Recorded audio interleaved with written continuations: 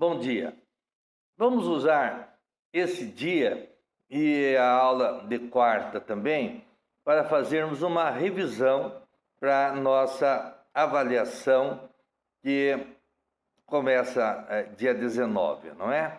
Então, vamos primeiro fazer a revisão sobre habeas corpus, que é o direito de locomoção, direito de ir e vir. E o habeas corpus, nós sabemos, ele começa lá na Constituição da Carta Magna de 1215, sofreu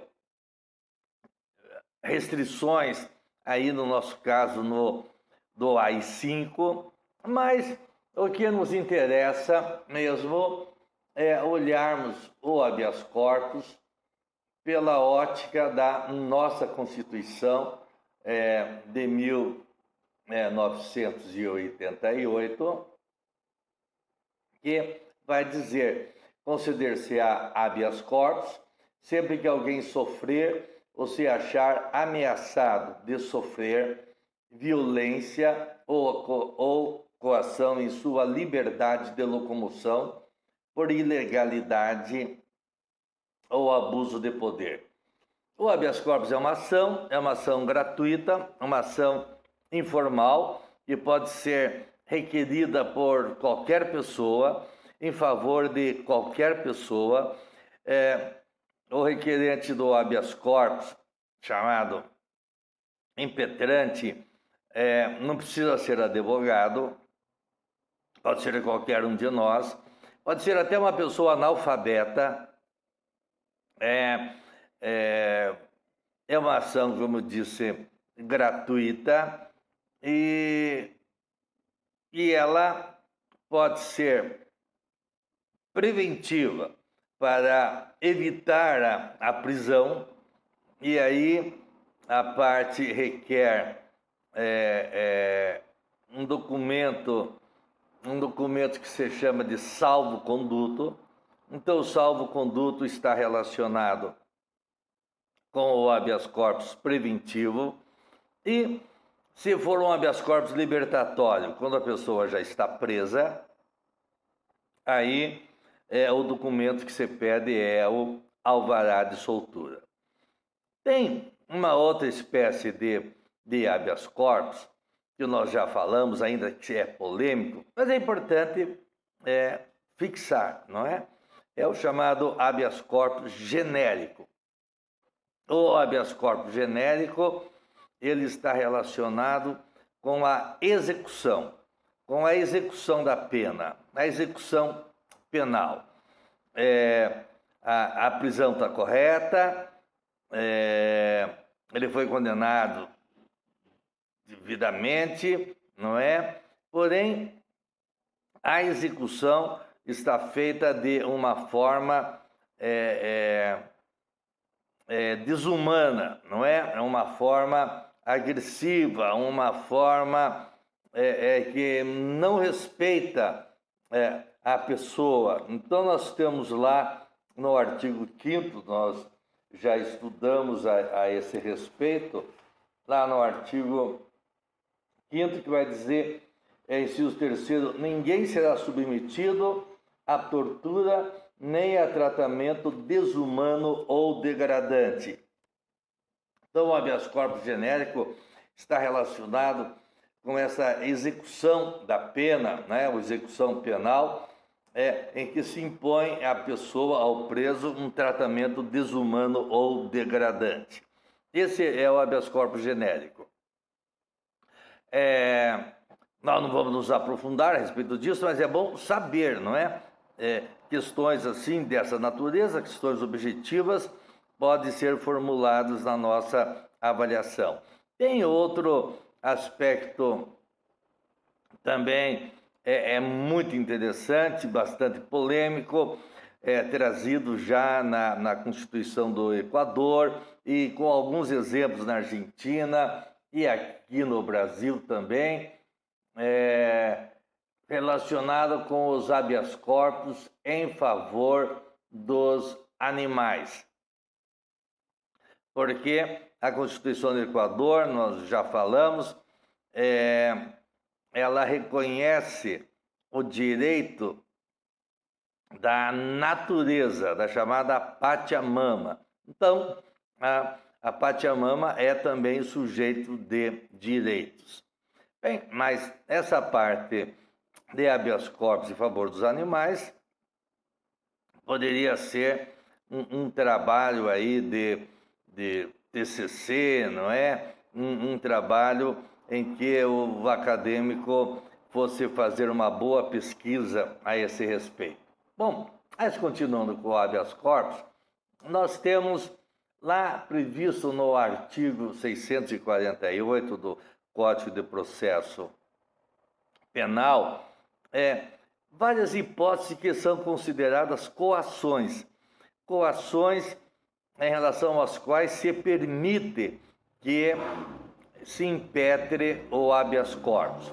Mas no artigo 648, então ele começa dizendo assim: a coação considerar-se-á ilegal quando não houver justa causa. Ou seja, quando a pessoa está sendo processada penalmente de forma indevida, ou seja, quando o fato é um fato atípico, não é? Que não é considerado crime, até porque não há crime por analogia, e a pessoa fica ali respondendo indevidamente uma ação penal. Quando acontece isso, cabe habeas corpus para trancar a ação penal, ou seja, quando não houver justa causa.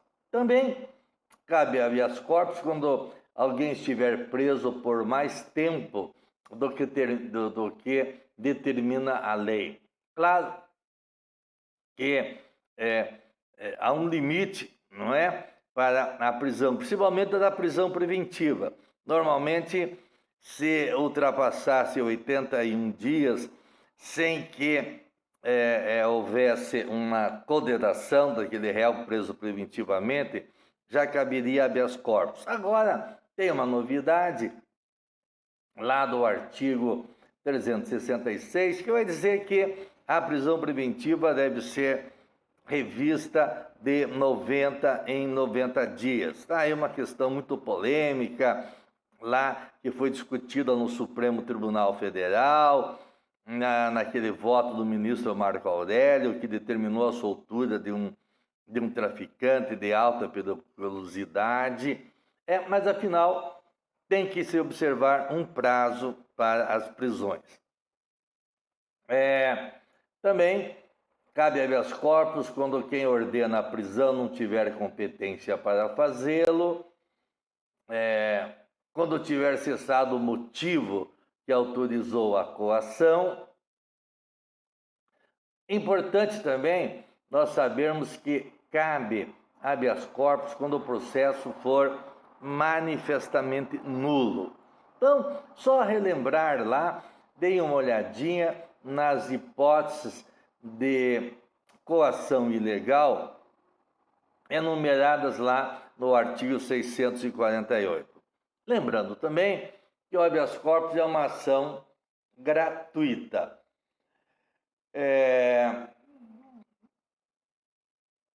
Nós temos no habeas corpus, portanto, um remédio constitucional de primeira grandeza. E essa coação pode partir de uma pessoa particular ou de uma pessoa pública. Não é igual ao mandado de segurança. Cada mandado de segurança contra ato de autoridade pública. No habeas corpus, o habeas corpus pode ser requerido contra particular também. Já contei o caso, né? Se o particular está privando alguém do seu direito de ir e vir, cabe habeas corpus contra particular ou contra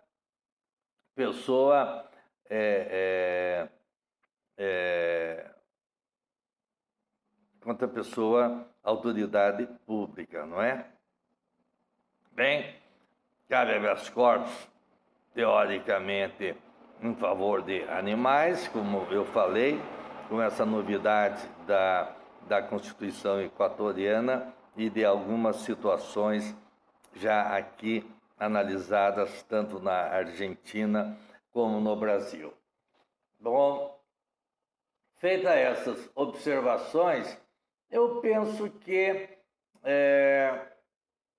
não temos mais grande coisa para nós perguntarmos sobre habeas corpus.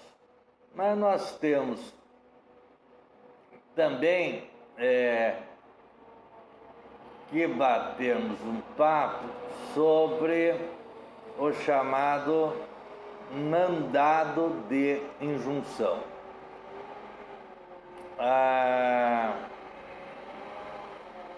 O mandado de injunção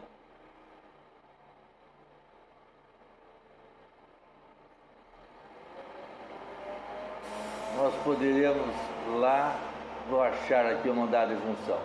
O mandado de injunção previsto na Constituição Federal, no artigo 5º, que vai dizer: conceder-se-á mandado de injunção sempre que a falta de norma regulamentadora torne inviável o exercício de direitos e liberdades constitucionais e das prerrogativas inerentes à nacionalidade, à soberania e à cidadania. Lembrando que o mandado de injunção também é um remédio constitucional, é uma ação, não é? Ela pode ser impetrado por pessoas naturais, pode ser impetrado por pessoas jurídicas e o mandado de injunção só é cabível em relação às normas de eficácia limitada, ou seja, quando há necessidade de uma norma infraconstitucional para tornar exigível aquele direito consagrado na Constituição. Então, a Constituição dá um direito, mas para que eu possa exercê-lo, haverá necessidade de uma norma infraconstitucional. Relativamente às normas de eficácia plena, não haverá necessidade de norma infraconstitucional para eu exercer aquele direito que a Constituição me deu. Também, em relação às normas de eficácia contida ou reduzida, não haverá necessidade de uma lei infraconstitucional para que eu exerça aquele direito que a Constituição me concedeu. Só para as normas de eficácia limitada é que há necessidade de uma norma infraconstitucional para eu exercer aquele direito. Então, esse mandado de injunção é quando não existe essa norma infraconstitucional que me permita exercer esse direito, que é cabível o mandado de injunção. Então, vamos ler novamente o que diz o artigo 5º, inciso 71 da Constituição Federal. Conceder-se-á mandado de junção sempre que a falta de norma regulamentadora torne inviável o exercício dos direitos e liberdades constitucionais. Então, quando que a norma regulamentadora torna inviável o exercício dos direitos e liberdades constitucionais?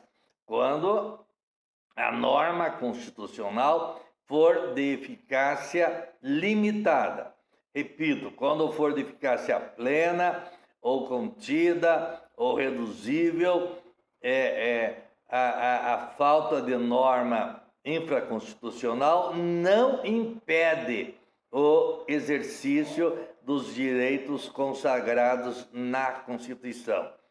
Só, repito mais uma vez, a norma de eficácia limitada é que requer uma norma infraconstitucional para que eu possa exercer aqueles direitos consagrados lá na Constituição. Muito bem. O mandado de junção, então, pode ser requerido por pessoas naturais, por pessoas jurídicas, e o mandado de junção, ele pode ter,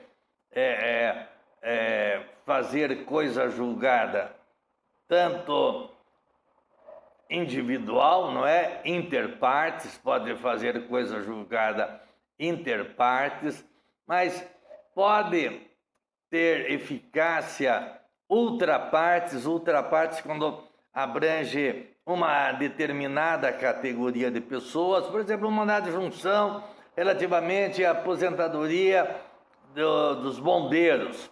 Então, pode ter uma eficácia só em relação a um, se só um requereu, mas pode ter eficácia ultrapartes se ele alcançar toda a categoria, não é?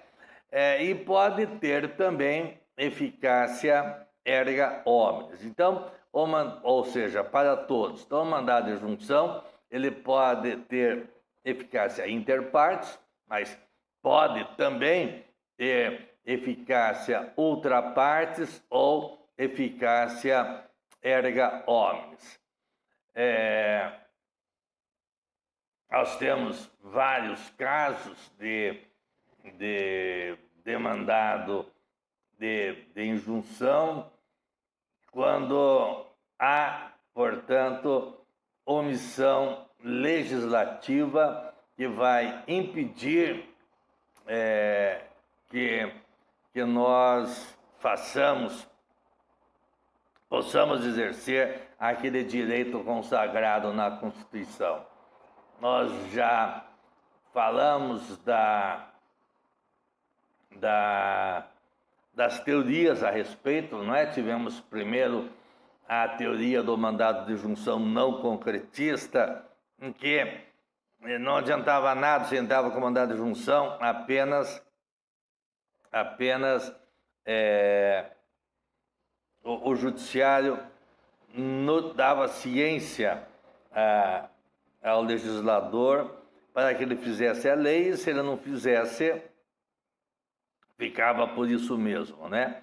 Mas daí veio a teoria concretista, ou seja, no mandado de junção, a parte requer e o juiz fixa um prazo para que o legislador faça aquela lei, a lei que precisa ser feita para que a pessoa possa exercer os seus direitos, não é?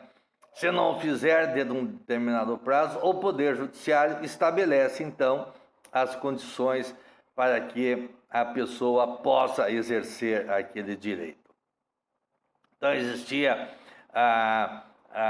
veio a teoria da concretista direta e da concretista intermediária.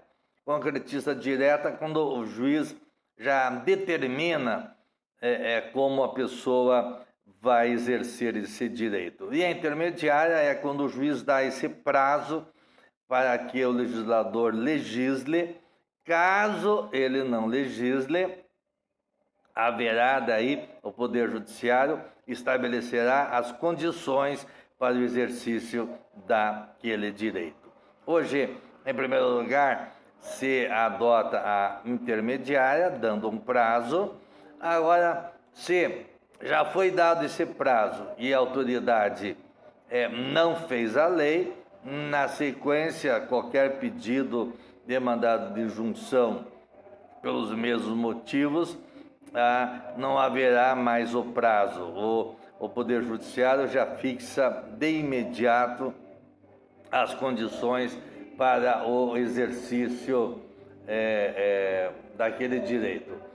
A lei que trabalha e regulamenta o mandado de junção é a Lei 13.300. E é lá no artigo 8º que vai se dizer: reconhecido o estado de mora legislativa, será deferida a injunção para, inciso 1º, determinar prazo razoável para que o impetrado promova a edição da norma regulamentadora. E segundo, estabelecer as condições em que se dará o exercício dos direitos, das liberdades ou das prerrogativas reclamadas, ou, se for o caso, as condições em que poderá o interessado promover ação própria visando a exercê-la, caso não seja suprida a mora legislativa no prazo determinado. Bem, então, o mandado de injunção é um remédio constitucional, pode ser impetrado por pessoas naturais ou jurídicas, a sua decisão pode ter eficácia, naturalmente, inter partes, mas pode também ter eficácia ultra partes, como eu disse, quando abrange uma categoria, ou erga omnes, quando está relacionada a todos, não é? Quando abrange genericamente a todos. Mandado de injunção coletivo. Então, individualmente, cada um faz o seu requerimento, né? Mas lá o artigo 12 dessa lei vai falar do mandado de injunção coletivo.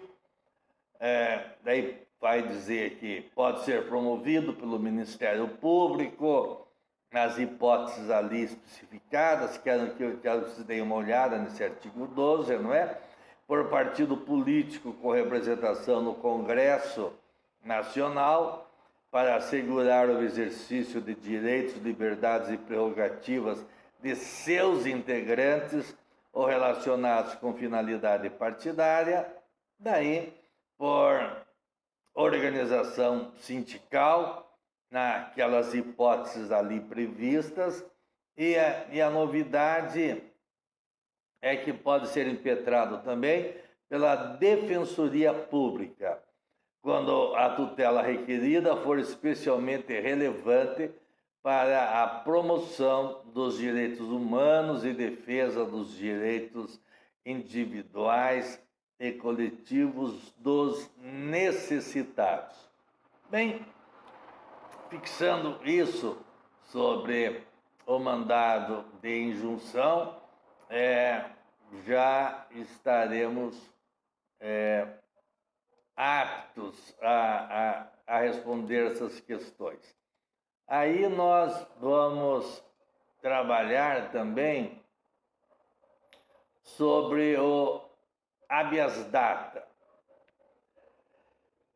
Habeas data, nós sabemos que ele visa proteger o direito à informação. Isso é uma novidade na nossa Constituição Federal. Isso porque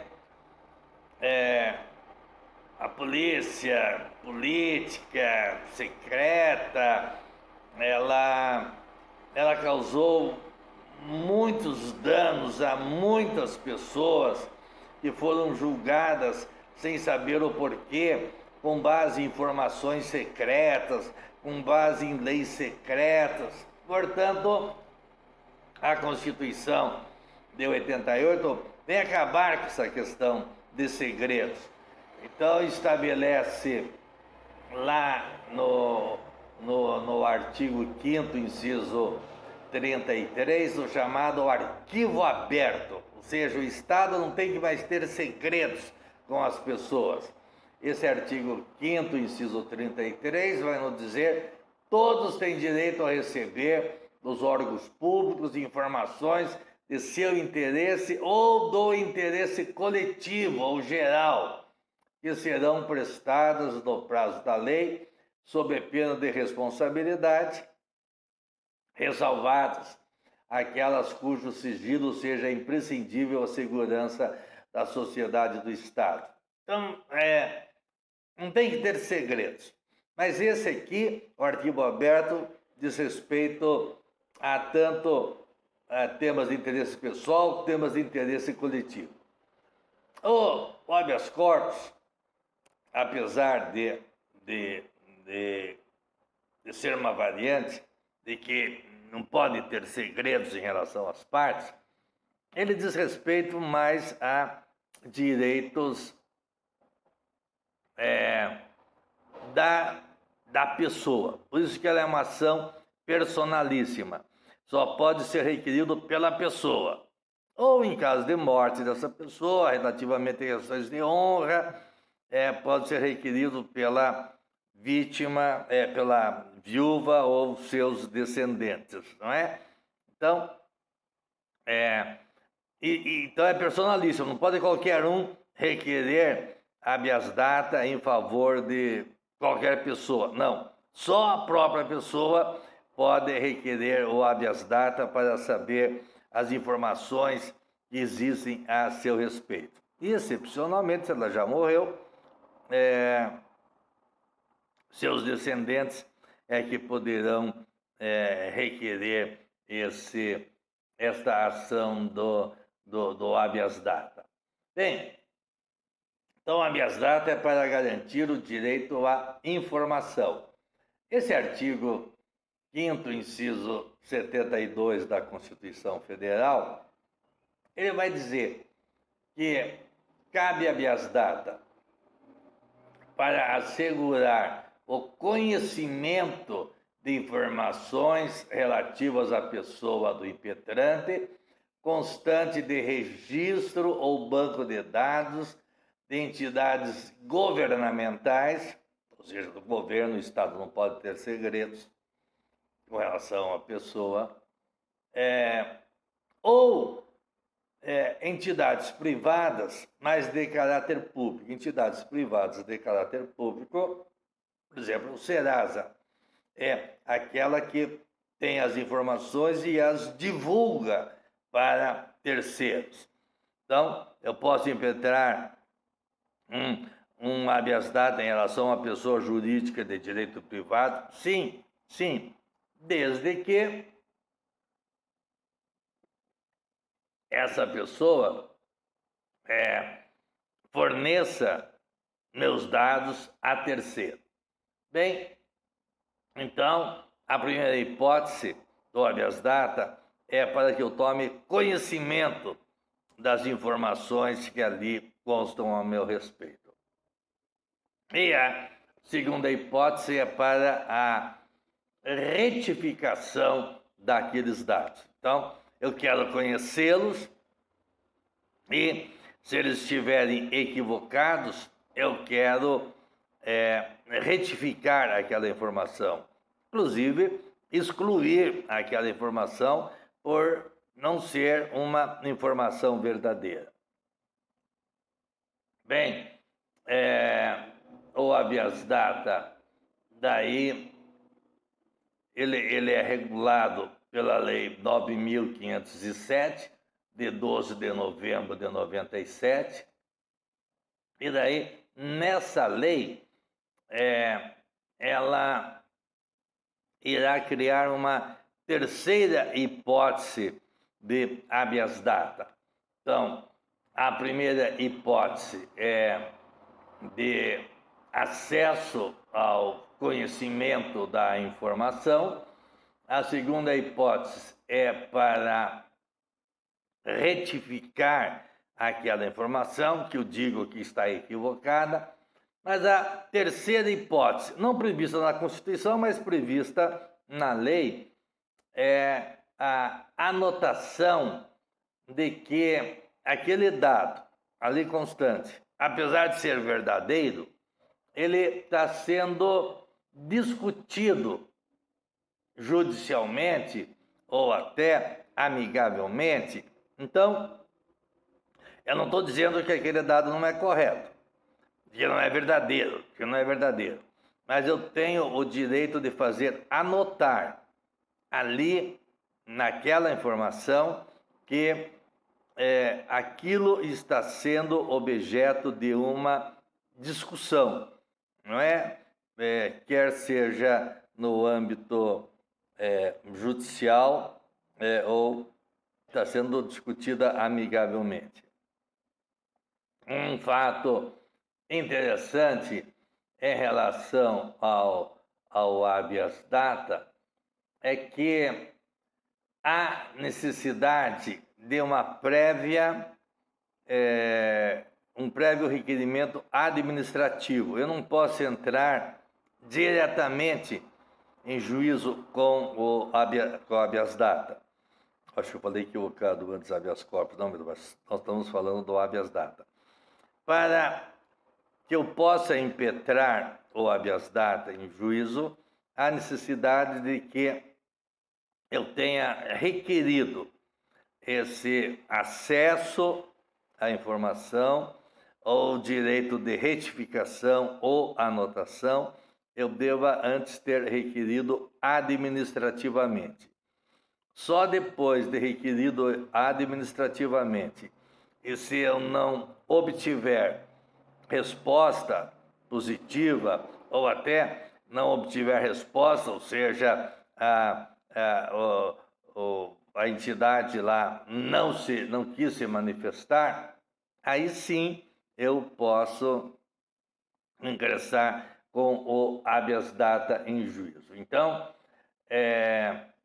tanto assim que a petição inicial, nos termos lá do artigo 8º dessa lei, ela deve ser acompanhada do comprovante da recusa do acesso às informações ou do decurso de mais de 10 dias sem decisão. Então, eu pedi o acesso à informação, a entidade indeferiu. Tá, tudo bem, então daí eu vou entrar com o habeas data. Ah, mas ela não falou nada. Passado 10 dias, é considerado que houve uma negativa implícita, não é? E aí, então, basta ter decorrido esse prazo de 10 dias sem uma resposta, eu já tenho condições de impetrar o habeas data. Relativamente à retificação também, houve a recusa explícita, não houve a recusa, mas ficou aí, decorreu o prazo de mais de 15 dias sem uma decisão para retificar. Também aí a recusa é implícita e eu posso entrar com esse com habeas data. E relativamente à anotação, que é uma explicação, né, ou contestação daquilo que está inserido ali, ela pode ser recusada, rejeitada, e aí cabe o habeas data, ou haver um silêncio por parte dessa entidade por mais de 15 dias, e aí sim eu poderei também entrar com o habeas data. Bem, isso é apenas um resumo, não é? Daquilo que nós trabalhamos este segundo bimestre.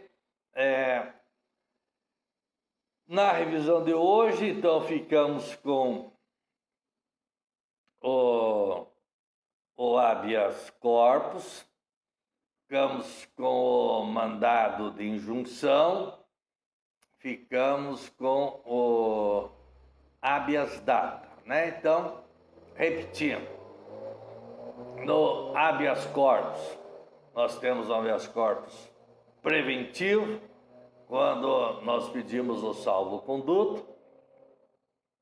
Temos o habeas corpus libertatório, quando nós pedimos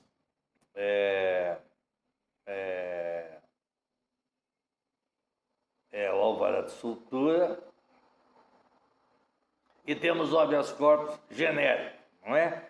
Que diz respeito à execução da pena, a execução penal.